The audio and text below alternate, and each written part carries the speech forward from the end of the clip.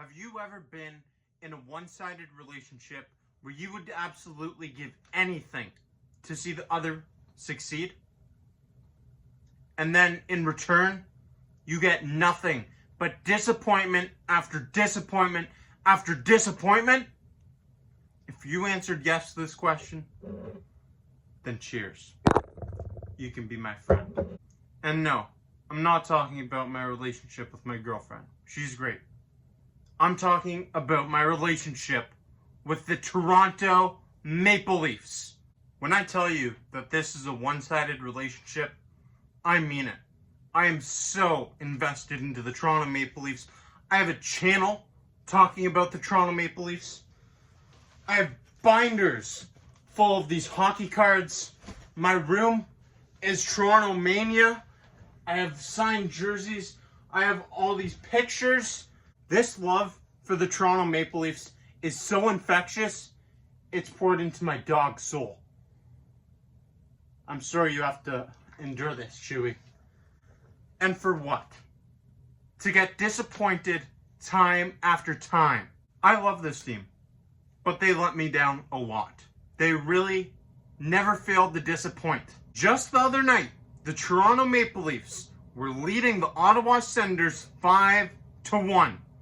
And they lost the game 6-5 in overtime to a team that had 3 wins going into this game and a team that now has 4 wins on the season, 2 of which have come against the Toronto Maple Leafs. But you know what the funny part about this is? This isn't even the biggest letdown I've had. In this video, I'm going to be counting down the most embarrassing Toronto Maple Leafs losses of all time. So get ready. And the best part of it all, that last game against the Ottawa Senators doesn't even qualify for this list. At spot number 5, we have the Patrik Laine hat-trick to beat the Toronto Maple Leafs. Now you might remember in the 2016 NHL entry draft, Austin Matthews was drafted first overall to the Toronto Maple Leafs, and Patrik Laine was drafted second overall to the Winnipeg Jets. And there was non-stop bickering by both fan bases, arguing and debating which team got the better pick. We literally saw Winnipeg Jets fans try to say that Patrik Laine is a better player than Austin Matthews. But he is better. He's the second best Finnish player of all time. Shut up. Anyways, this was the first meeting between the Toronto Maple Leafs and the Winnipeg Jets since they drafted Patrik Laine and Austin Matthews first and second overall, respectively. And it looked really promising for the Toronto Maple Leafs as midway through the second period, they were leading 4-0. But then, the inevitable happened. The Winnipeg Jets went on to score 5 consecutive goals, and Patrik Laine got a hat-trick. 4-2. It's 3 goals there for Patrik Laine. What a moment. But the best part of it, Patrik Laine's third goal of the game was the game winner in overtime. We never heard the end of it from the Winnipeg Jets fans. Thankfully now, Patrik Laine's gone to Columbus, and we don't have to worry about it. Number 4 on this list is Game 6 of the 2000 Eastern Conference semifinals against the New Jersey Devils. This is humiliating. I've heard of games where you have 6 shots in a period, and that period's considered bad. What about a game where you total 6 shots? Now keep in mind that this is a game where the Toronto Maple Leafs had their season on the line, and they were fighting for a berth in the conference finals. But it's classic Toronto Maple Leafs. They registered 6 shots. That is the record for the fewest shots registered in a game in NHL history, whether it be the regular season or the playoffs. That's an embarrassment. Even bigger of an embarrassment is that players from the Toronto Maple Leafs after the game, they claimed they had more than 6 shots. Who cares? You really thought that 6 shots was going to be good enough to beat Martin Brodeur and the New Jersey Devils? Number 3. Losing to the St. Louis Blues after leading 5-0 in the third period. This is absolutely remarkable, and there's fairy tales out there that I would believe before hearing this. You think you've seen it all in the world of sports?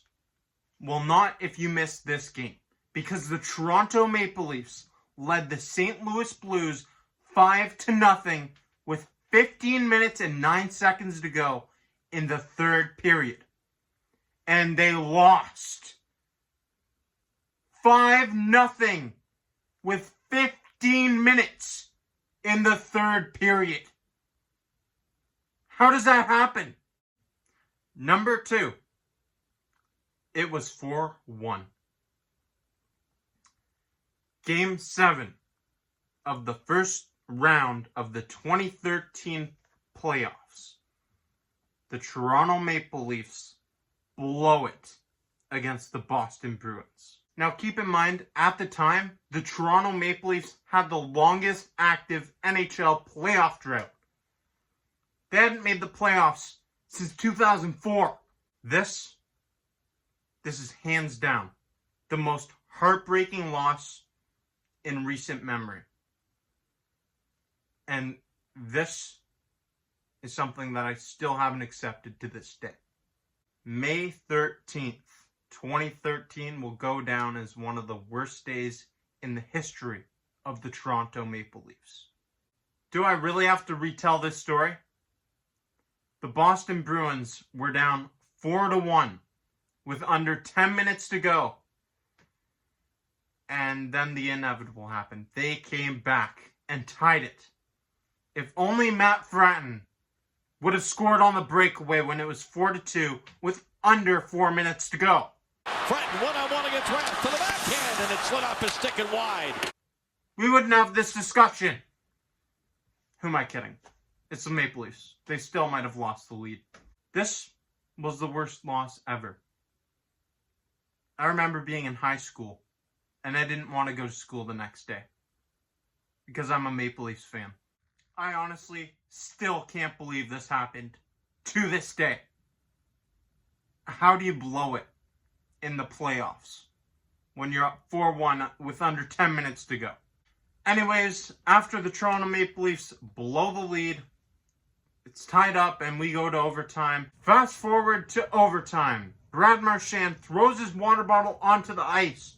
Should have been a delay of game penalty. It tells 1,000 words. They weren't happy with the way the face-off was lined up. And so Marchand throws a water bottle out and we get a reset.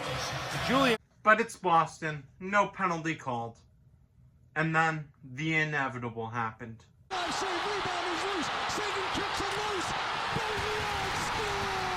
Patrice Bergeron scores the game-winning goal, and the Boston Bruins advance.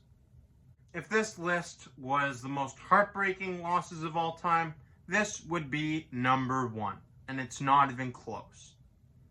But this is the most embarrassing losses of Maple Leafs history. And guess what? We lost to a good team that day in a very embarrassing way. But this next loss, it doesn't get more embarrassing than this. Number 1, the Toronto Maple Leafs lose to a Zamboni driver. Ah yes, so delightful. The Toronto Maple Leafs facing off against the Carolina Hurricanes at home, Saturday night, hockey night in Canada. Doesn't get much better than this, right? Well, it did for one certain Zamboni driver by the name of David Ayres. David Ayres got to play 28 minutes of NHL hockey, and he slammed the door on the Toronto Maple Leafs. Woo! The Toronto Maple Leafs had a period and a half against the Zamboni driver, and they got 10 shots on goal, 8 of which were saved because they were weak. The crowd did a standing ovation for this goalie when he made the first save. Got it. And the capacity crowd here, all the Leaf fans, they're cheering for Ayres. The fact that the Toronto Maple Leafs, a team with so much elite young talent, lost to a Zamboni driver speaks volumes. This team is cursed. I don't know what the problem is, But there's a major problem. That's a red flag. When you lose to a Zamboni driver who's 41 years old and has never played in the NHL, major red flag. Warning. Oh, you really thought you heard the last of the David Ayres emergency goalie game? You didn't. And you're never going to hear the end of it, because it's going to be remembered as the most hilarious game in NHL history, and I can't even enjoy it because I'm a Maple Leafs fan and I lost to a Zamboni driver. Here he is, named one of the stars of the game, and there's another first, and something he probably never thought he'd get a chance to do. And good for the fans here. These 5 games I just listed off to you made our 5-1 blown lead to the Ottawa Senators, who now have just 4 wins on the season. It makes that game look pretty good. All in all, it wasn't that bad of a game, right? We only blew a 5-1 lead. Unheard of as a Maple Leafs fan.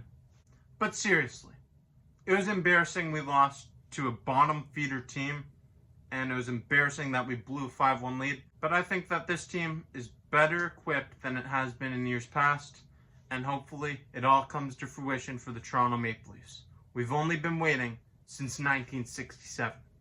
I love this team, and right now, it's a very one-sided relationship. But I'm starting to feel some love back. So maybe